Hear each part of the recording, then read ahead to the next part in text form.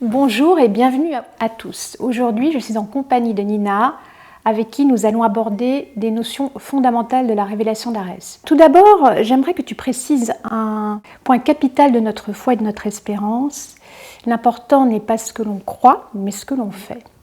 Pourtant, la plupart des gens nous disent « Vous êtes une religion, puisque vous parlez de Dieu et d'amour du prochain. » Pourrais-tu nous expliquer, Nina, en quoi les pèlerins d'Arès ne forment pas une religion? En fait, nous sommes quelque chose à part, mais qui n'a pas encore sa place. Il y a une étiquette qui manque, un tiroir qui manque où nous mettre. On ne sait pas comment nous classer selon les critères socio-culturels actuels, et c'est vrai que ça, ça déstabilise beaucoup de personnes. Un jour, malgré nous, on aura une place et on nous classera. Mais en attendant, comme tu l'as dit, on est bien obligé d'utiliser les mots de la religion. Et malheureusement, quand on utilise des mots comme Dieu, surnaturel, révélation, amour et pardon, on est tout de suite catalogué religion.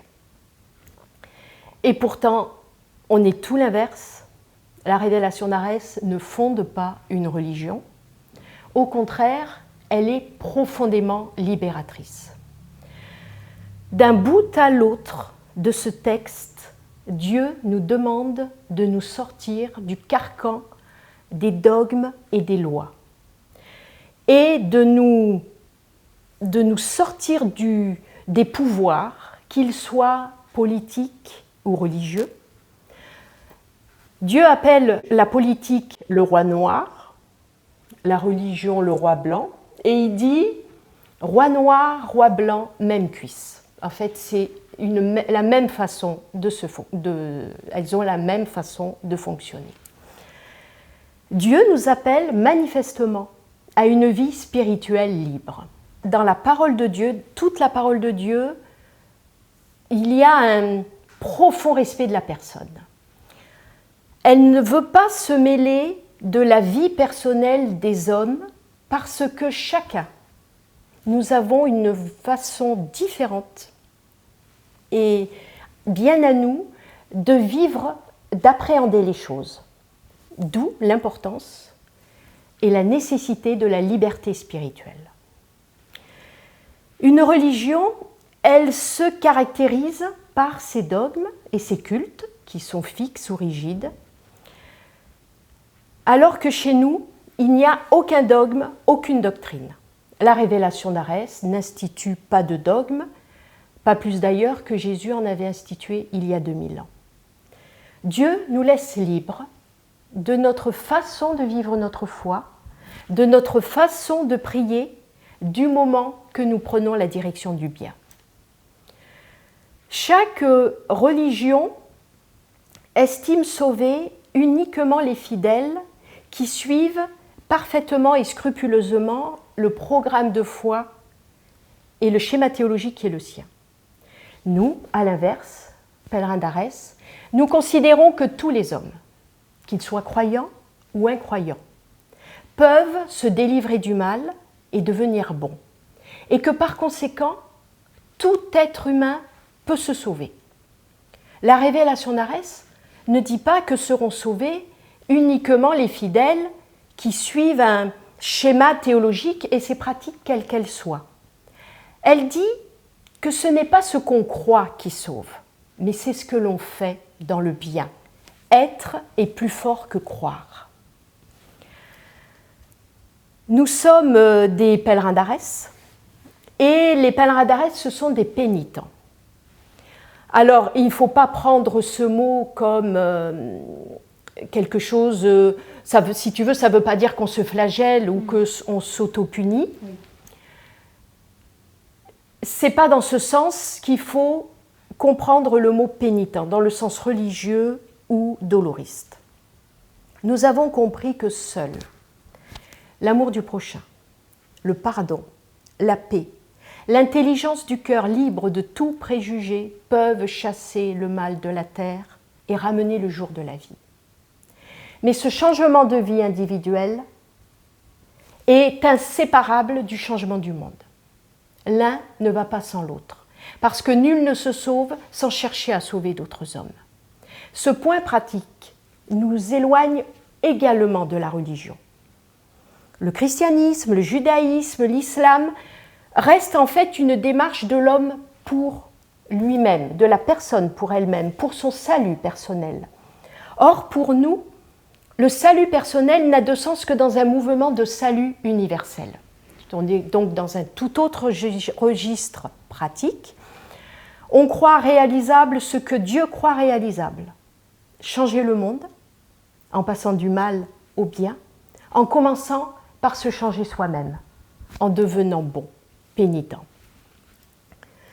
Alors les pèlerins d'Arès, ce sont des chrétiens au sens fort et fondamental du Sermon sur la montagne, que l'on peut lire dans les évangiles, Matthieu, chapitres 5 à 7.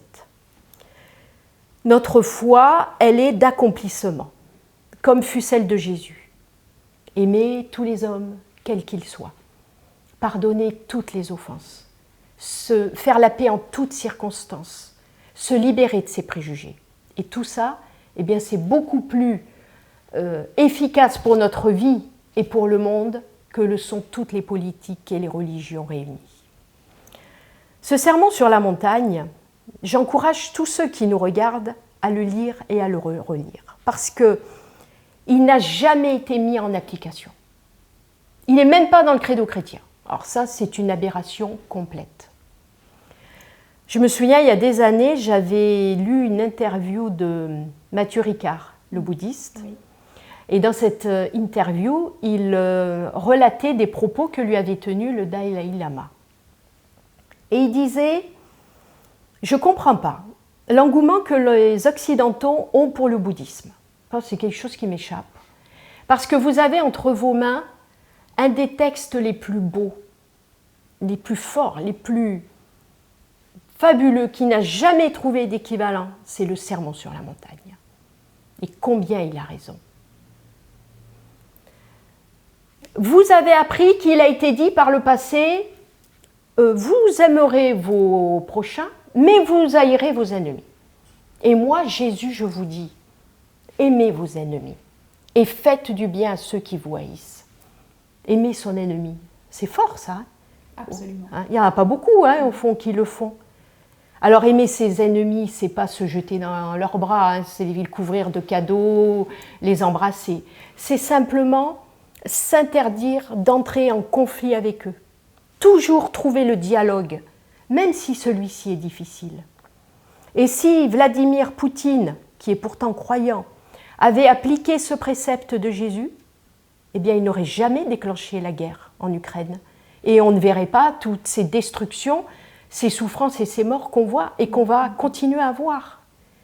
Il y a aussi dans ce sermon sur la montagne une phrase que j'aime beaucoup et qui est, à mon avis, accessible à tout le monde et que tout le monde peut appliquer. Jésus dit « Ne faites pas aux autres ce que vous ne voulez pas qu'on vous fasse ». Ça, c'est la base de l'amour. Et vraiment, si tous on appliquait le sermon sur la montagne, eh bien, on vivrait dans un monde beaucoup plus heureux et vraiment merveilleux.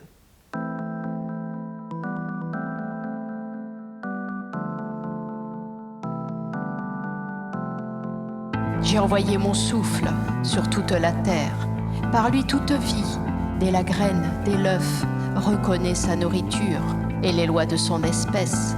Par lui tout homme reconnaît ma voix. Même celui qui m'a rejeté avant de me connaître sait qui je suis quand je lui parle. Même celui dont la tête reste insoumise a gardé souvenir de moi. Mes semis, ils sont moulés à moi, comme l'arbre poussé contre le mur du temple, se moule au contour de ses pierres, se courbe selon l'arc de son porche. Je suis si proche d'eux qu'ils peuvent ne pas me voir. Tu sais qui te parle, tout homme, même celui qui n'a jamais reçu ma parole, au milieu des arbres et des bêtes sauvages, au milieu des cités bâties avec science, sait qui je suis quand je lui parle. Je suis le temple indestructible, Je suis le Père de l'univers. J'ai créé l'homme et la femme à mon image et ressemblance. Je leur ai fait don de mes attributs de parole, d'amour, de liberté, de création. Mais mon peuple, la multitude, a volé mes attributs. La multitude n'a engendré que des générations ingrates, pires les unes que les autres dans l'impiété, dans l'hypocrisie de la fausse piété, la dureté du cœur et la rapacité.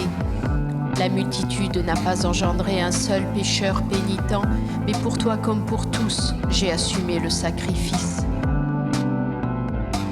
Je suis le Père trop aimant, en dette envers ces créatures qui ne pouvaient pas user droitement des dons divins. Tu sais qui te parle, tout homme, même celui qui n'a jamais reçu ma parole, au milieu des arbres et des bêtes sauvages, au milieu des cités bâties avec science, sait qui je suis quand je lui parle. L'homme n'est pas fils du ver, l'homme est fils de la buée de ma bouche. Partout dans l'univers, seul l'homme souffle sur le feu. Si l'homme m'appelle, je lave la tache dans l'œil, j'écarte ses dents, je le réconforte. C'est ma main qui tient la main de l'homme souffrant, comme la mer mouille sa gorge de larmes. Tu sais qui te parle, tout homme, même celui qui n'a jamais reçu ma parole, au milieu des arbres et des bêtes sauvages, au milieu des cités bâties avec science, sait qui je suis quand je lui parle. Je viens renvoyer l'eau vive pour que vous accomplissiez ma parole, pour que je revienne au milieu des miens. Combien de fois devrais-je vous abreuver?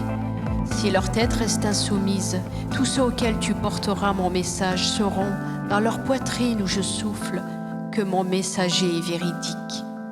Car si la tête est faible, remplie d'orgueil, le cœur est empli de son Dieu.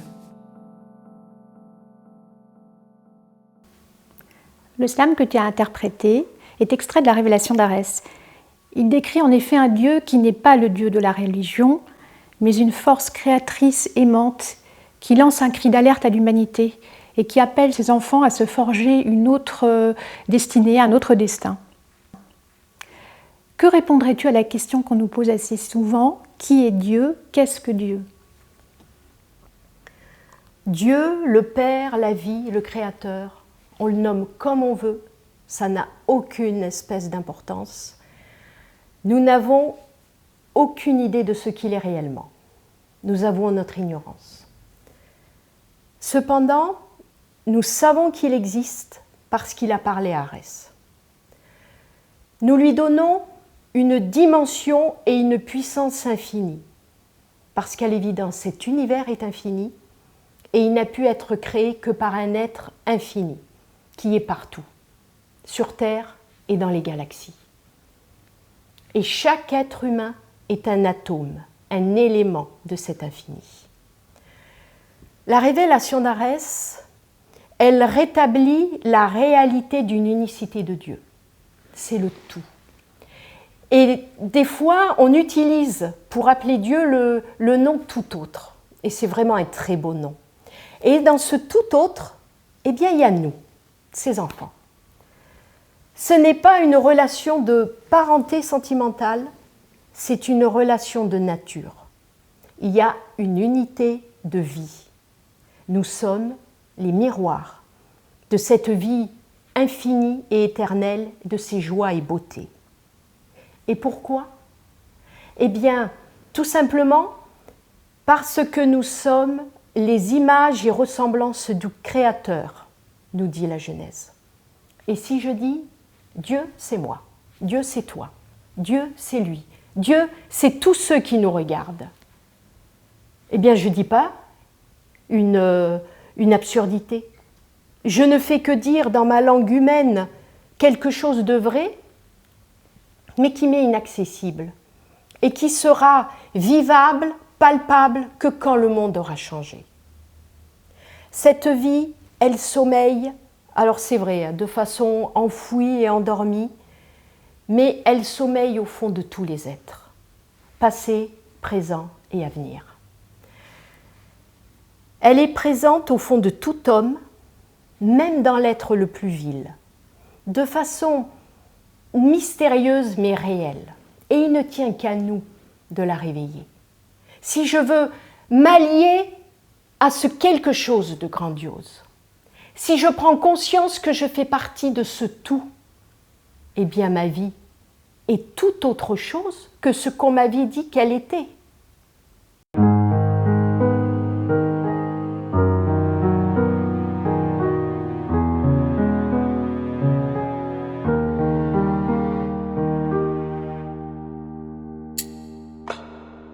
Que mon peuple discerne où je suis, où je ne suis pas. Voilà où je suis. Ma parole comme un fleuve s'écoule à nouveau. J'ai suscité des hommes rudes, des hommes qui ne me connaissaient plus dans les masques qu'on m'avait façonnés, des hommes scandalisés par les puissants, les marchands, les princes et les prêtres. Ils ne prononcent pas mon nom, beaucoup me haïssent parce qu'ils ont été scandalisés. L'abusé devient prudent, mais en secret, j'ai conduit leurs pas vers la vérité. Je souffle en silence dans leur poitrine, car la vérité, c'est que le monde doit changer. Parce que les princes ne l'ont pas fait, s'attribuant ma force et détournant la piété, tu établiras la vraie piété, tu enseigneras la vérité, tu aimeras mon peuple. Avec tes frères qui ne prononcent pas mon nom, tu établiras l'équité. Mieux vaut qu'elle s'établisse sans mon nom, plutôt qu'en mon nom règne ce que j'ai en horreur. Qui médite vite ma parole, ce qui fixe le prix de la terre, le prix du fer et du feu, le prix de la prière, le salaire de l'ouvrier, l'intérêt de l'argent, qui tire de mon héritage pour eux seuls des profits.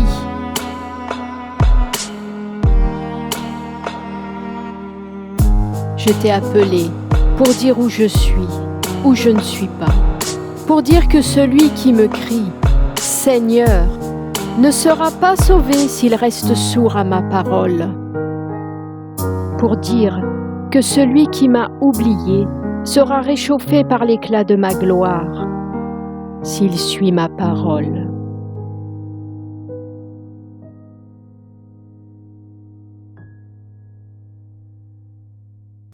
Ce slam s'intitule « La vérité, c'est que le monde doit changer », qui est la phrase pivot de la révélation d'Arès. Il faut en effet changer ce monde avant que ne pleuve sur lui le péché des péchés. Le péché des péchés, c'est quoi ? C'est le mal sur terre sans possible retour au bien. Autrement dit, c'est la disparition totale de l'image et ressemblance dont tu nous parlais tout à l'heure. Les hommes se divisent, s'affrontent, ne se comprennent pas. Comment mettre un terme à cette confrontation permanente ? Tout à l'heure, j'ai dit que nous ne faisions qu'un avec le Créateur. Mais cette fusion, il faut également la créer avec l'humanité entière, parce que nous sommes tous reliés les uns aux autres. Et il n'y a que l'amour du prochain qui me permettra de me sentir un avec tous les êtres, passé, présent et à venir. Cet amour, ce n'est pas un amour sentimental. Parce que si j'en reste à l'amour sentimental, eh bien, il y en a que j'aimerais bien, parce qu'ils me plaisent, ils sont sympas, et d'autres que je n'aimerais pas, parce qu'ils ne me plaisent pas du tout, je les trouve antipathiques, ils ne m'attirent pas du tout. Pour nous, l'amour, c'est un amour-devoir, que l'on doit à tout être humain sans exception, même à ceux qui ne nous attirent pas, ou qui nous ont fait du mal.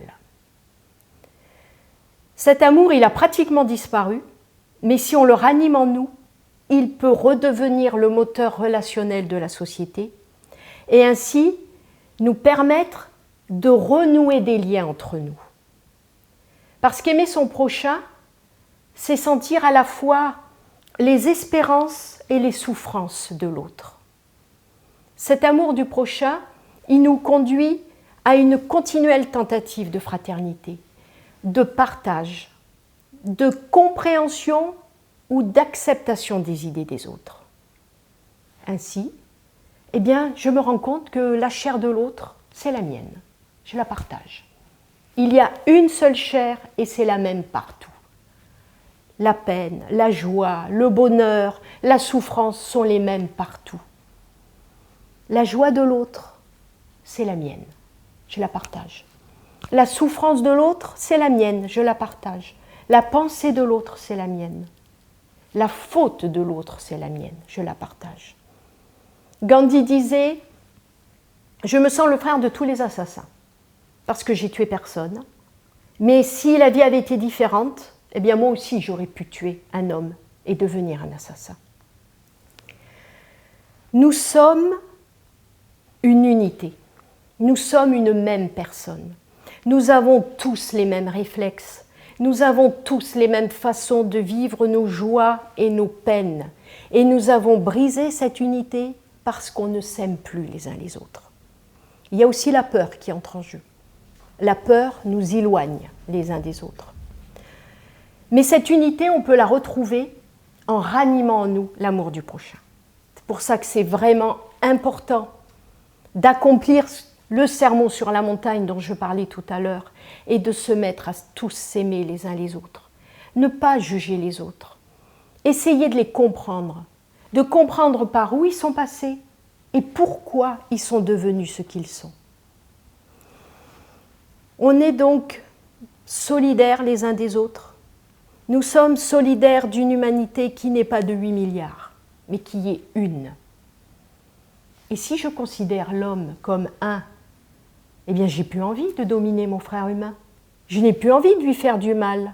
Et j'engendre une toute autre civilisation, malgré nos désaccords et nos divergences. Tout est conciliable dans ce monde, parce qu'on n'est pas si différents les uns des autres. Et en plus, bien, on est incapable d'évoluer seul. Je ne peux pas être utile à moi-même si je ne suis pas utile aux autres. Et nous, pèlerins d'Arès, eh bien, nous sommes tout simplement des hommes et des femmes s'évertuant à retrouver cet amour du prochain. Parce qu'il n'y a que par là que sortira une nouvelle vie ou une nouvelle société. Et nous appelons les autres à faire de même. Non dans une perspective morale et sentimentale, mais dans une perspective pratique de changement de vie et de changement du monde. Nous sommes co-créateurs de nos vies et de ce monde. Nous pouvons, si nous en avons la volonté, changer nos vies en bien, prendre nos destins en main et changer ce monde en bien. Alors, eh bien, ce sera la victoire du grand dessein de la vie.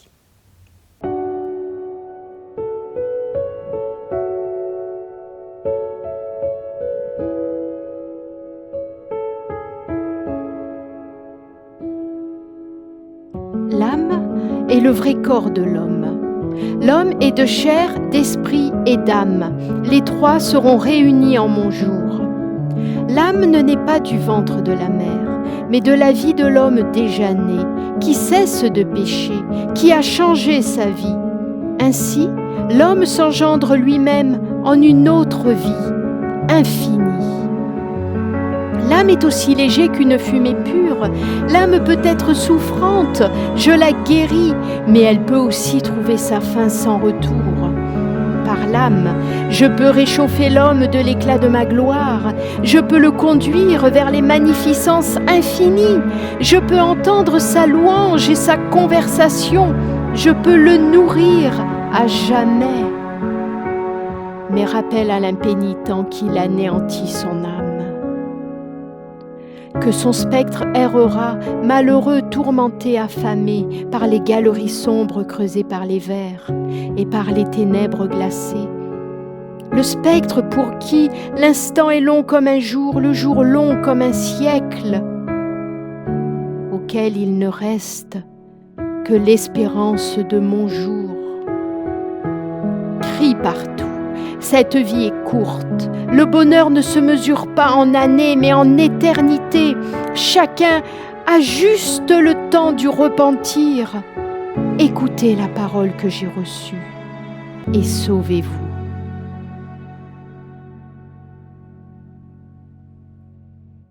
Nous venons d'entendre dans ce slam une phrase capitale tirée de la révélation d'Arès. Cette vie est courte, le bonheur ne se mesure pas en années, mais en éternité.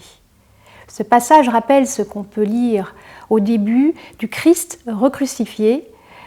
L'auteur Nikos Zazantzakis écrit « La vie est courte, la mort est longue ». Il faut se préparer dès maintenant à la mort, ici, sur cette terre. N'est-ce pas, Nina? Que peux-tu nous dire à ce sujet? Oui, tout à fait. On vit quand même une drôle d'époque dans laquelle l'homme se croit immortel. Vous ne pensez jamais que vous allez mourir. Et quand on parle de ça aux autres, ils nous regardent en rigolant, parce qu'ils croient toujours que c'est les autres qui vont mourir. Ils n'envisagent jamais ça pour eux-mêmes. Alors que, comme tu dis, la vie, elle est courte et la mort, elle est très longue. Et il faut s'y préparer et l'envisager. On vit et puis on meurt. Mais la vie, elle continue ailleurs. Et cette vie, eh bien, c'est également un mystère. Il y a quelque chose qui va se passer de l'autre côté, et ce qui va se passer de l'autre côté, eh bien, on n'en a aucune idée. Mais nous sommes persuadés de notre survie après la mort dans notre âme qu'aura façonné notre bonté. Tout être peut atteindre une vertu exemplaire et projeter son âme dans l'infini de l'univers. Il y aura alors fusion de l'âme dans la vie. Si vous avez une âme, elle est nécessairement le vecteur de votre salut et une participation au salut du monde. La révélation d'Arès nous dit très peu de choses de l'âme. Elle nous dit qu'elle ne naît pas avec le bébé. On naît sans âme, on se la crée après. Tant que l'enfant n'a pas conscience du bien et du mal, eh bien, il n'a pas besoin d'âme, c'est comme un ange. C'est donc durant sa vie que tout être, qu'il soit croyant ou incroyant, se crée une âme en devenant bon. Et par elle, il devient un être complet, corps, esprit et âme. Votre âme, c'est le pont entre le Créateur et vous. Par son âme, tout être bon peut se relier à toute la création. Einstein n'était pas croyant, mais quand on lui demandait alors vous ne croyez pas à la vie après la mort? Il répondit si, j'y crois. Mais moi, je vois ça d'un point de vue scientifique et physique. La vie, elle n'est qu'énergie. Et aucune énergie ne disparaît. Elle ne fait que se transformer en autre chose. Cette autre chose, moi, je ne sais pas ce que c'est. C'est un mystère. Pour nous, cette autre chose, c'est l'âme. Tout à l'heure, dans le slam qu'on a écouté, il était question de l'homme qui meurt et qui n'a pas d'âme au moment de sa mort. Soit parce qu'il n'en a jamais eu, tout simplement parce qu'il n'a jamais compris la nécessité d'en avoir une, ne s'en est jamais soucié, ou soit parce qu'il en avait une, mais qu'il l'a détruite. Un homme qui meurt sans âme n'est qu'un spectre, sans bonheur, malheureux. Alors ce n'est pas un fantôme, c'est une sorte de souvenir de ce qu'il a été de son vivant, sans autonomie. Seule l'âme a une autonomie. Le spectre n'a aucune autonomie. Et en nous parlant du spectre, Dieu veut simplement nous avertir de l'importance de développer son âme. Donc, pour en revenir à ce que tu disais tout à l'heure, cette vie est courte, le bonheur ne se mesure pas en années, mais en éternité. Ce bonheur qui soit sur terre ou après notre mort, dans notre âme, eh bien, il n'est possible que si l'homme devient bon. Merci Nina pour cette intervention si riche, profonde et intéressante. On voit à travers tout ce que tu nous dis que la révélation d'Arès finalement annonce l'avènement d'une nouvelle civilisation à partir du moment où l'homme consent à se changer, à devenir bon et à changer ce monde. Est-ce que tu voudrais ajouter quelque chose en conclusion, Nina? Pour conclure, je dirais que la révélation d'Arès, c'est une formidable espérance revenue dans un monde qui n'a plus d'espérance. Elle montre une voie difficile, c'est vrai, mais la seule voie possible pour venir à bout du mal. Et cette voie, c'est la renaissance du bien et de l'amour du prochain. Et nous avons besoin d'apôtres pour nous aider à réinstaller sur terre ce bien et cet amour accompli. C'est à la portée de tous les hommes et Dieu a besoin de tout le monde. Merci Nina. Merci Wardia.